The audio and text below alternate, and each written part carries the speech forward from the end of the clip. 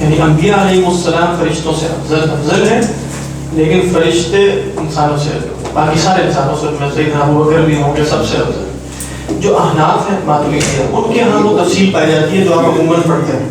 وہ تفصیل یہ ہے کہ جو خواص ملائکہ ہیں وہ کیا ہے، جو خواص انبیاء ہے، خواص البشر ہے، وہ خواص ملائکہ سے افضل ہے۔ یعنی خواص البشر کون ہے؟ انبیاء علیہ السلام، اور وہ خواص سے افضل ہے۔ اور جو عوام جو خواص الملائکہ ہے وہ صالحی البشر سے افضل ہے۔ یعنی جیسے سیدنا جبرائیل اور کبار یہ سیدنا ابوبکر اور فلاں سب سے افضل ہے۔ اور عوام فرشتے جو ہیں وہ عوام بشر سے افضل ہے، اور خواص بشر غیر انبیاء وہ عوام بشر، وہ عوام ملائکہ سے افضل ہے۔ برابر نہیں ہوا نا، انڈین فضیلت تو انسانی کو حاصل ہوئی۔ انڈین آپ دیکھیں ویسے تو وہ اشاعرہ کے اس میں بھی سب سے افضل تو انسانی بنتے ہیں، لیکن اس کے بعد انہوں نے بس ان کو مستثنا کر کے باقی سب پر ایک عمومی فضیلت ملائکہ کو ان پر دے دی۔ لیکن اس آیت کا مظلوم تو کوئی نہیں کہے گا نہیں، اس سے افضلیت پر فضیلت ثابت نہیں ہوتی، لیکن مظلومیت پر بھی نہیں ہوتی، وہ صرف اشارہ ہے۔ حضرت تھانوی نے لکھا ہوتا ہے ساکت ہے اس میں۔ ہاں، وہ حضرت تھانوی نے اس اصول کے تحت ساکت رکھا ہے نا، کہ جس میں پھر فرمایا کہ نو کی بات ہو رہی تھی، تو نو کو سب پر فضیلت نہیں ہے کیونکہ اس میں تو کافر بھی شامل ہے۔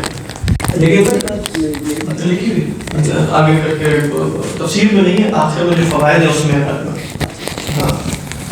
تو اس کے بعد یہ ہے کہ اس میں اشارہ ہے ویسے دوسرے فریق کی طرف کہ انسان کو اگر سب پر فضیلت دی گئی ہوتی تو چونکہ انسان کی تکریم کی بات ہو رہی ہے تو یہ کہنا زیادہ مناسب نہ ہوتا کہ وَفَضَّلْنَاهُمْ عَلَىٰ كُلِّ مَنْ خَلَقْنَا تَفْضِيلًا، بلکہ کیا فرمایا وَفَضَّلْنَاهُمْ عَلَىٰ كَثِيرٍ مِّمَّنْ خَلَقْنَا تَفْضِيلًا، تو گویا کثیر کا لفظ استعمال کیا، اکثر بھی نہیں کہا، تو گویا کچھ اللہ کے ایسے ہو سکتے ہیں۔ اور پھر یہ بحث عقیدے کے نا اصول میں شامل نہیں ہے، یعنی اصول عقیدہ میں نہیں ہے کہ لازماً آپ نے طے کرنا ہے کہ جبرائیل افضل ہے یا فلاں افضل ہے۔ اللہ عالم۔ جی کون سا اس آیت سے انسان کی تقریم حیوان سے افضلیت حیوان سے نہیں ثابت ہوتی، اس آیت میں اللہ نے کہا کہاں سے ثابت ہو سکتی ہے انسان حیوان سے بہتر ہے یا افضل ہے؟ اولئک کالانعام بل هم اضل، جیسے اللہ تعالیٰ فرماتے ہیں کفار کے بارے میں کیا کہا کہ اولئک کالانعام لهم قلوب لا يفقهون بها ولهم آذان لا يسمعون بها، اس کے بعد آخر میں فرمایا کہ یہ تو چوپاؤں جیسے ہو گئے، گویا اس کا مطلب ہے کہ انہوں نے اپنے آپ کو اتنا گرا دیا ہے کہ یہ تو حیوان جیسے ہو گئے۔ تو اس کا مطلب کیا ہوا کہ انہیں اپنے آپ کو حیوانیت کے مرتبے پر نہیں اتارنا چاہیے تھا، تو انسان تو حیوان سے افضل، یہ بھی بیان کی جاتی ہے۔ اسی طرح لقد خلقنا الانسان فی احسن تقویم، کہ ہم نے انسان کو بہترین تقویم پر پیدا کیا۔ اور باقی ویسے میں آپ کو بتاؤں کہ اس آیت میں بھی حیوانوں کی تفضیل میں کوئی اختلاف نہیں، یعنی یہاں سے آپ حیوانوں پر تفضیل اخذ کر سکتے ہیں۔ وَلَقَدْ كَرَّمْنَا بَنِي آدَمَ وَحَمَلْنَاهُمْ فِي الْبَرِّ وَالْبَحْرِ وَرَزَقْنَاهُمْ، کیونکہ جو کثیر کا لفظ آیا ہے اس میں کوئی اختلاف نہیں کہ اس میں حیوانات تو شامل ہی شامل، یعنی وَفَضَّلْنَاهُمْ عَلَىٰ كَثِيرٍ، تو کثیر کون ہیں جن پر فضیلت دی ہے؟ تو کہا کہ انسان کے سوا جو زمین پر رہ رہے ہیں، اور اصلاً مضمون یہی ہے، جن لوگوں نے کہا نا کہ اس آیت کا افضلیت میں دخل نہیں ہے، انہوں نے کہا کہ یہاں بات زمین کی ہو رہی ہے نا، زمین میں بر و بحر میں انہیں اٹھایا، تو زمین پر جو کثیر تعداد میں مخلوقات بستی ہیں ان پر انہیں فضیلت دے دی، تو گویا انسان سید ہے اس زمین پہ، سردار ہے۔ اللہ اعلم۔ بسم اللہ الرحمن الرحیم۔ اللہم صلی علی سیدنا محمد وعلی آل سیدنا محمد وبارک وسلم، آمین یا رب العالمین۔ حضرات پچھلی نشست میں ہم نے مطلق اور مقید کی بحث یا اس سے پچھلی نشست میں شروع کی تھی، اور یہ بات ہمارے سامنے آ گئی کہ مطلق وہ ہے کہ جو ایک لفظ خاص ہے جو کلی ہوتا ہے، اور ایک جنس شائع پر اس کی دلالت ہوتی ہے، یعنی جب ہم رجل کہہ دیتے ہیں تو جنس شائع کا مطلب کیا ہے؟ کوئی بھی رجل ہو سکتا ہے، کوئی بھی رجل، اس پر اطلاق اس لفظ مطلق کا ہو جائے گا۔ اور جیسے جیسے ہم اس لفظ میں قیدیں ڈالتے چلے جاتے ہیں تو اس کے نتیجے میں جو انتشار ہے لفظ کا وہ گھٹتا چلا جاتا ہے، یعنی جب ہم نے کہا رجل تو رجل کا اطلاق زیادہ پر ہوگا یا رجل صالح کا، اطلاق زیادہ پر ہوگا، یا رجل پاکستانی کا. تو اس طرح ہم نے دیکھا کہ لفظ مطلق ہے جس میں کوئی قید نہ ہو، اور مقید کیا ہے جس میں کوئی قید ہو. وہ قید صفت بھی ہو سکتی ہے، وہ اضافت بھی ہو سکتی ہے، وہ مکان بھی ہو سکتا ہے، وہ زمان بھی ہو سکتا ہے، وہ کچھ بھی ہو سکتی ہے، وہ قید ہے. اس کے بعد ہم نے اصول شاشی میں سے یہ بات دیکھی تھی کہ قرآن مجید کے جو مطلقات ہیں ان کو مقید نہیں کیا جا سکتا خبر واحد یا قیاس کے ذریعے. اور اس کی مثالیں اصول شاشی میں ہم پڑھ چکے ہیں. فلاں فلاں فلاں مثال جو ہم دیکھ چکے ہیں، وہ لفظ رکوع ہے، وہ لفظ طواف ہے، کہ ان سب میں ہم خبر واحد کے ذریعے مقید اس کو نہیں کر سکتے.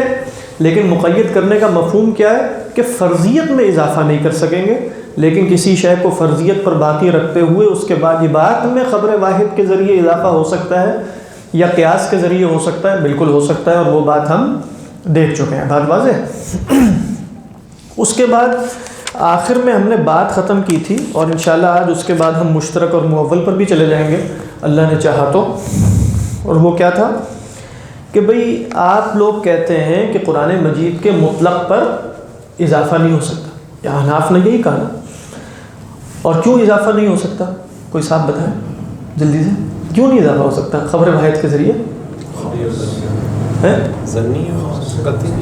ہاں، یعنی کیونکہ یہ خاص کی قسم ہے، اور خاص کی دلالت اپنے مفہوم پر قطعی ہے، اور خبر واحد بہرحال اپنے مفہوم پر قطعی ہو بھی تب بھی وہ ظنی الثبوت تو ہے ہی ہے. تو ہم گویا ظنی دلائل کے ذریعے قطعیات میں کمی یا اضافہ کیسے کر سکتے ہیں؟ یعنی بنیادی اصول یہ پیش نظر رہنا چاہیے. بات واضح. اس کے بعد انہوں نے یہ کہا کہ بھئی قرآن مجید میں کہ آپ سر پر مسح کریں، وَامْسَحُوا بِرُؤُوسِكُمْ، ٹھیک ہے، تو یہ تو مطلق ہے، بس سر پہ مسح کریں. آپ نے اس میں قید لگا دی کہ فرض مسح کتنا ہے. فرض کی قید لگائی، واجب کی بات نہیں ہو رہی نا. فرض کی قید لگائی کہ وہ مقدار ناسیہ ہے، وہ 1/4 ہے. یہ آپ نے خبر واحد کے ذریعے کیسے کیا؟ جو خبر ہے وہ خبر واحد ہے. اسی طرح قرآن مجید میں آیا ہے کہ فَإِن طَلَّقَهَا فَلَا تَحِلُّ لَهُ مِن بَعْدُ حَتَّى تَنكِحَ زَوْجًا غَيْرَهُ، کہ بھئی اگر وہ طلاق تیسری دے دے بیوی کو تو وہ عورت اب اس شوہر کے لیے حلال نہیں ہے جب تک وہ کسی اور شوہر سے نکاح نہ کر لے. حتیٰ تنکحہ، تو لفظ کیا آیا ہے؟ تنکحہ کا. آپ نے اس میں شرط لگا دی. اچھا، شرط لگانا بھی اضافہ ہے نا. آپ نے اس میں شرط کس بات کی لگا دی کہ وہ تعلق بھی قائم ہو جائے. اور کیسے شرط لگا دی؟ حدیث امرأت رفاعہ کے نتیجے میں. اور وہ مشہور حدیث ہے جو میں نے پچھلی دفعہ آپ کو بتا دی تھی، حضرت عائشہ رضی اللہ تعالی عنہا سے روایت ہے کہ 3 طلاقیں دے دی ان کے شوہر نے. اور رفاعہ جو تھے بعد میں ان کو پھر خیال یہی آیا کہ وہ واپس پلٹنا ہے. انہوں نے اپنے شوہر کے پاس اور اس کی وجوہات آ کر بیان کی بڑی مجلس میں. تو اللہ کے رسول صلی اللہ علیہ وسلم نے فرمایا کہ نہیں، ایسا نہیں ہوگا. حتیٰ تذوقی من عصیلتہ ویذوق هو من عصیلتک، جب تک یہ تعلق قائم نہیں ہوگا اس وقت تک تم اپنے شوہر کی طرف واپس محض عقد نکاح سے نہیں پلٹ سکتی. بات واضح. اب یہ دونوں صورتوں میں قرآن کے مطلق پر اضافہ ہو گیا نا، یا کوئی شرط لگا دی یا قید لگا دی. اس کا جواب احناف کے ہاں کیا ہے؟ اب وہ کہتے ہیں قلنا، کہتے ہیں ہم یہ کہتے ہیں ان الکتاب لیس بمطلق فی باب المسح. یہاں تک بات واضح. وہ کہہ رہے ہیں یہ مطلق کا مسئلہ ہی نہیں ہے. فإن حکم المطلق ان یکون الآتی بأی فرد کان آتیا بالمأمور به. یہ بہت اہم بات ہے. دیکھیں مطلق میں کیا ہوتا ہے. کہہ رہے ہیں مطلق میں جب میں کسی حکم کو مطلق کے ساتھ خاص کرتا ہوں تو آپ مطلق کے جس فرد پر بھی عمل کریں گے کیا کہا جائے گا کہ آپ نے پورے فرض پر عمل کیا ہے. دیکھیں میں کہتا ہوں کسی آدمی کو اعطی ای رجل، یعنی رجلا دینارا، کسی صاحب کو دینار دے دو. ایسے ہی اب میں نے آپ پر کیا فرض کیا؟ آپ دینار دینا فرض کیا. اگر آپ ان کو دیں گے تب بھی فرض ہی ادا ہوگا کہ نفل ہوگا؟ فرض ہی ہوگا. ان کو دیں گے تب بھی فرض ہے، ان کو دیں گے تب بھی پورا فرض ادا ہو رہا ہے. بات واضح تو سمجھ میں آ رہی ہے کہ نہیں بات؟ یعنی مطلق کے نیچے جتنے افراد ہیں، افراد کیوں آ رہے ہیں مطلق کے نیچے؟ وہ تو خاص ہے. ہاں مصادیق ہے، یعنی وہ کلی ہے نا. کلی کے لفظ کا انطباق تو کثیر اس پر ہوگا. آپ جس فرد کے ساتھ جس فرد کو بھی دے دیں گے آپ پورے کے پورے فرض کو ادا کر رہے ہیں. بات واضح ہے؟ اب وہ کہتے ہیں اللہ میاں نے کہا سر کا مسح کرو. اب اگر آپ انگلی رکھ دیتے ہیں, آپ کہتے ہیں 3 انگلیاں رکھ دی میں نے, پورے سر کا کر لیا آگے پیچھے, کیا سب کو فرض کہا جائے گا؟ سمجھ میں آ رہی ہے کہ نہیں؟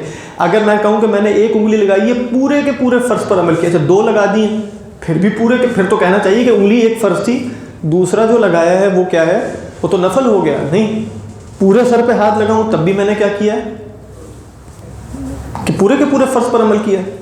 نہیں, فرض تو پھر کوئی ایک ہی ہوگا نا. نہیں سمجھ میں آ رہی ہے کہ نہیں؟ یہ کیا ہوگا کہ یہاں اگر میں نے 1 پر عمل کیا تو پھر 1 فرض ہوا, 1 انگلی لگانا, 2 پر کیا تو 2 فرض ہو گئے, تو دونوں ہی فرض ہوئے. کیونکہ مطلق اگر یہ ہوتا تو مطلق کے جس فرد پر بھی آپ عمل کریں گے وہ پورے کا پورا فرض ہوتا ہے. جس طرح آپ نے کسی بھی انسان کو 1 دینار دے دیا تو آپ نے پورے فرض پر عمل کیا. یہاں اگر آپ سر پر ہاتھ لگائیں, پورے سر پر, آپ کہیں یہ پورا فرض ہے, آدھے پہ لگائیں آپ کہیں آدھا پورا فرض, دونوں فرض کیسے ہو سکتا ہے؟ بات واضح؟ دونوں فرض نہیں ہو سکتے نا بیک وقت. یا پورا سر فرض ہوگا یا آدھا ہوگا. اگر آدھا فرض ہے تو پورا فرض نہیں ہے, اگر پورا فرض ہے تو آدھا نہیں ہے. تو آپ یہاں یہ نہیں کہہ سکتے کہ میں جو بھی پورے کے پورے سر میں سے 1 بال پر بھی عمل کروں گا تو فرض ادا ہو گیا. نہیں, کیونکہ فرض اگر کسی نے 2 بالوں پر کیا تو اس کا بھی پورا فرض ادا ہوا. تو کہا کہ اس سے پتہ یہ چلتا ہے کہ یہ مجمل ہے نہ کہ مطلق. مطلق سر تو ہے کہ آپ نے سر کو کرنا ہے, سر کے بعد کتنے سر پر کرنا ہے یہ مجمل ہے. مجمل کی وضاحت خبر واحد سے ہو جاتی ہے. بات واضح ہے کہ نہیں؟ مجمل کی وضاحت خبر واحد سے ہو جاتی ہے, مطلق پر اضافہ خبر واحد سے نہیں ہو سکے گا. مجمل کیا ہوتا ہے؟ مجمل کا مطلب یہ ہے کہ اللہ تعالیٰ نے کہا سر پہ مسح کرو. ٹھیک ہے, سر کو ڈیفائن کیسے کرتے ہیں, کہاں سے کہتے ہیں؟ ہاں وہ بعد میں کرتے ہیں, لیکن ابھی میں بتا رہا ہوں کہ سر پہ مسح کیا. سر کتنا مسح کرنا ہے, یہ جو مقدار کا تعلق ہوتا ہے نا یہ اجمال ہے. بات بات ہے, سر کی وضاحت تو ہو گئی, سر ایک خاص مفہوم میں وضع کیا گیا, وہ لغت سے بھی آپ لگا سکتے ہیں, آپ کا یہاں سے لے کے نہیں وہ بالکل ٹھیک ہے. سر کی جو بھی آپ وضاحت کریں گے, مسئلہ نہیں کہ رکوع ہے, اللہ تعالیٰ نے کہا رکوع کرو, اب کتنا کرنا ہے یہ اللہ نے نہیں بتایا. رکوع کا تو لغت میں مطلب ہی صرف مجرد انحناء ہے. اگر رکوع ہوتا نا کچھ اس طرح کا کہ بھئی اس میں اس کو بھی رکوع کہتے ہیں, اس کو مطلب آپ کہیں کہ رکوع کی مقداریں ہوتی ہیں, نہیں رکوع تو کہتے ہیں مطلق انحناء کو بس. مطلب تو صرف ٹچ کرنا ہوتا. ہاں مسے کا تو یہی مطلب ہے, یہی مطلب ہے, سر کو ٹچ کرنا ہے. کتنا ٹچ کرنا ہے یہ مجمل ہے, یہی مراد ہے. مجھے سمجھ آ رہی ہے کہ رکوع کی اور اس کی بالکل نہیں, میں آپ کو فرق بتا رہا ہوں نا. یعنی رکوع کا مطلب یہ ہوا کہ رکوع مطلق تھا, آپ یوں بھی کریں گے فرض ادا ہو جائے گا بس. ٹھیک ہے, اسی طرح آپ اس طرح کریں تو ہو جائے گا. ہاں بالکل ایسا ہی ہے. یعنی لیکن کیا آپ میں بتا رہا ہوں, آپ یوں بھی کریں گے فرض ادا ہے, یوں بھی کریں گے پورا ہی فرض ادا ہو رہا ہے. فرض میں کوئی اضافہ یا کمی نہیں ہو رہی. اب اگر آپ یہاں کہیں کہ میں نے اتنا لگا دیا فرض ادا ہو گیا, جس نے اتنا لگایا اس کا فرض ہوا کہ نہیں, اس کا فرض ہوا کہ نہیں ادا, اس کا بھی ہو گیا. تو اس کا مطلب یہ ہوا کہ جو بھی مطلق میں کیا ہوتا ہے, جو بھی فرض آپ کر لیں گے وہ فرض ہوتا ہے. لیکن جس نے پورا کیا وہ پورا پھر فرض کہنا پڑے گا. اگر پورا فرض تھا تو پھر اتنا فرض نہ رہا. یہی تو بتانا چاہ رہا تھا کہ یہاں فرق جو آ رہا ہے نا یہ اجمال کی وجہ سے, کیونکہ مطلق کے جس فرد پر بھی آپ عمل کریں گے آپ پورے کا پورا فرض لے کر آ رہے ہوتے ہیں. یہ سمجھ میں آ رہی ہے کہ نہیں بات؟ کوئی بات نہیں مطلب جیسے ابھی میں نے آپ کو مثال دی تھی, کسی آدمی کو 1 دینار دے دیں, اگر 2 دینار دے دیں تو ہو جائے. نہیں وہ تو ایک الگ مسئلہ ہے. 1 دینار دے دیں کسی آدمی کو, ابھی یہاں مراد مطلق آدمی ہے. اب آپ ان کو دیں, ان کو دیں, زید کو دیں, بکر کو دیں, آپ فرض پر عمل کر رہے ہیں. ٹھیک ہے, جو بھی فرد آپ لے کر آ رہے ہیں وہ فرض پر عمل ہو رہا ہے. لیکن جب آپ نے کہا کہ سر کا مسح کرنا ہے, اگر آپ کہیں میں نے یہ لگا لیا فرض پر عمل کر لیا, دوسرا شخص کہتا ہے میں نے پورا سر ہاتھ پہ لگا لیا, یہ بھی اس نے فرض, کیونکہ مطلق اگر ہوتا تو جو بھی فرد لے کر آیا اس کا وہ پورے کا پورا فرض ہوتا. لیکن اب آپ کے قول کے نتیجے میں کیا ہوگا, فرض تو اتنا تھا, یہ باقی نفل ہو گئے. اچھا یہ بتائیں کہ آپ نے جب کہا کہ سر پہ مسح جو ہے یہ مطلق کا فرض ہے, فرض ہے, تو کتنا مسح فرض ہے؟ یہ اجمال ہے, یہی ہم بتانا چاہ رہے ہیں. یہ مجمل ہے. 2 باتیں ہیں. ایک بات یہ ہے کہ ہاتھ کا کتنا حصہ لگانا ہے, سر کا کتنا نہیں, وہی میں بتانے لگا ہوں.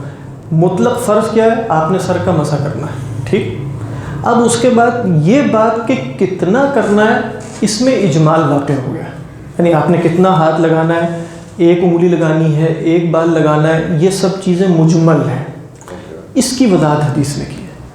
حدیث نے آ کر یہ نہیں کہا کہ سر کا جو مسح ہے اس کے ساتھ گردن کا مسح میں نے فرض کر دیا۔ اگر یہ سر کر رہی ہوتی حدیث کر رہی تو ہم کہتے ہیں کہ حدیث نے کیا کیا، اضافہ کر دیا۔ یہاں حدیث آ کر کیا کر رہی ہے کہ سر کے مسح کا حکم اللہ نے دیا، وہ سر ہی رہے گا، چاہے وہ چوتھائی رہے گا یا وہ پورا سر بنے گا، جن کے جو بھی موقف ہیں فقہا کے، وہ سر ہی ہوگا۔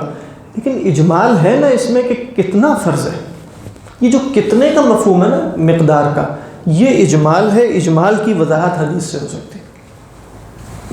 جیسے فرض کریں کہ ہاتھ دھونا ہے، تو جب ہاتھ آپ کہیں گے تو اس کے دھونے کا مطلب یہ نہیں کہ وہ کبھی بھی کہ میں نے خالی انگلیاں دھو لی نا، وہ تواتر سے پتہ چلا نا، لیکن جب لفظ جب آ گیا کہ سر ہے تو اس کا مطلب پورا سر ہونا چاہیے۔ بالکل ایسا نہیں ہونا چاہیے کہ جب آپ مثال کے طور پہ ہاتھ آیا ہاتھ دھو، لغت میں ہاتھ کا اطلاق یہاں سے لے کے یہاں تک ہوتا ہے، یہ لغت کا اختلاف ہاں، تو سر لغت میں سر نہیں، اختلاف کی بات نہیں کر رہا۔ حدیث جب قرآن میں آیا کہ بھئی اپنے ہاتھ دھو لو، تو ہاتھ تو یہاں تک ہے، لیکن ہم نے سنت متواترہ کے ذریعے اس کی مقدار کی وضاحت کی نا، تو یہاں کس سے وضاحت کی، یعنی یہاں بھی آپ کہیں گے سر تو پورے کا پورا ہے، پورے کا پورا مسح، ٹھیک ہے، یعنی مسح کرو سر کا، مس کہتے ہیں ویسے ٹچ کرنے کو۔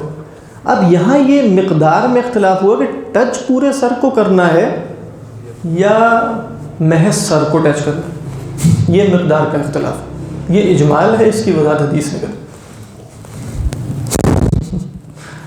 ٹھیک ہے۔ اچھا اس کو ویسے دوبارہ پڑھیں شاید وضاحت تو فرمایا فَإِنَّ حُكْمَ الْمُطْلَقِ أَن يَكُونَ الْآتِي بِأَيِّ فَرْدٍ كَانَ آتِيًا بِالْمَأْمُورِ بِهِ، ٹھیک ہے، کہہ رہے ہیں مطلق کا حکم یہ ہے کہ آنے والا جس فرد کو بھی لے آئے گا نا وہ مامور بھی کو لے کر آ رہا ہے جس کا اسے حکم دیا گیا ہے۔ وَالْآتِي بِأَيِّ بَعْضٍ كَانَ هَا هُنَا لَيْسَ بِآتٍ بِالْمَأْمُورِ بِهِ فَإِنَّهُ لَوْ مَسَحَ عَلَى النِّصْفِ أَوْ عَلَى الثُّلُثَيْنِ لَا يَكُونُ الْكُلُّ فَرْضًا، کہہ رہے ہیں لیکن اس جگہ آپ دیکھیں کہ آنے والا اگر کوئی بعض کو لے کر آئے تو وہ مأمور بھی کو لے کر نہیں آ رہا، کیونکہ اگر اس نے مسح کیا آدھے سر کا یا 2/3 کا تو سارے کا سارا تو فرض نہیں ہو سکتا کہ آپ کہیں آدھا بھی فرض ہی تھا اور ثلثین بھی فرض ہی تھا، سمجھ میں آ رہی ہے کہ نہیں؟ تو کہہ رہے ہیں اس سے آپ کو پتہ چلے گا کہ وَبِهِ فَارَقُ الْمُطْلَقُ الْمُجْمَلَ، کہ یہاں مطلق اور مجمل میں جو ایک باریک سا فرق ہے نا وہ اس سے پتہ چل رہا، ٹھیک۔ ایسے بعض احناف کی کتابوں میں اس دقیق فرق کو بیان کرنے کی بجائے انہوں نے کہا جس طرح اگلی حدیث کا جواب دیا کہ یہ بھی حدیث مشہور ہے، ٹھیک ہے، کیونکہ یہ تھوڑا مشکل سا ہے، یعنی آپ دیکھیں کہ بھئی مطلق جو ہے اور مجمل میں کیا فرق ہے، کہ مطلق میں جس فرد کو بھی آپ لے کر آئیں وہ پورے کا پورا فرض ہوتا ہے، لیکن مجمل یہاں کیا ہے، آپ جس فرد کو بھی لے کے آئیں گے وہ پورے کا پورا فرض تو نہیں ہوگا، کیونکہ اگر آپ نے پورے سر پہ کر لیا تو پورا سر فرض ہے، آدھے پہ کر لیا تو آدھا فرض ہے، یہ دونوں چیزیں بیک وقت جمع تو نہیں ہو سکتی، فرض تو کوئی ایک مقدار ہوگی، یہ مقدار مجمل ہے نا، اس مجمل کی وضاحت کس طرح ہو گئی، حدیث کے ذریعے ہو گئی۔